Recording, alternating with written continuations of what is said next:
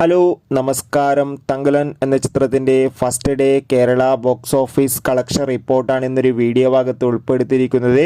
വീഡിയോയിൽ മുൻപ് video like ചെയ്യുക, ചാനൽ സബ്സ്ക്രൈബ് ചെയ്യാൻ വേണ്ടി ശ്രമിക്കുക.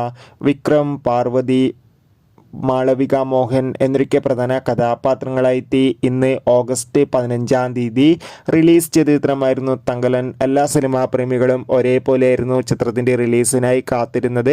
ചിത്രത്തിന് ആദ്യ ദിവസം തന്നെ ഒരു പോസിറ്റീവ് റെസ്പോൺസ് തന്നെയാണ് വന്നുകൊണ്ടിരിക്കുന്നത്.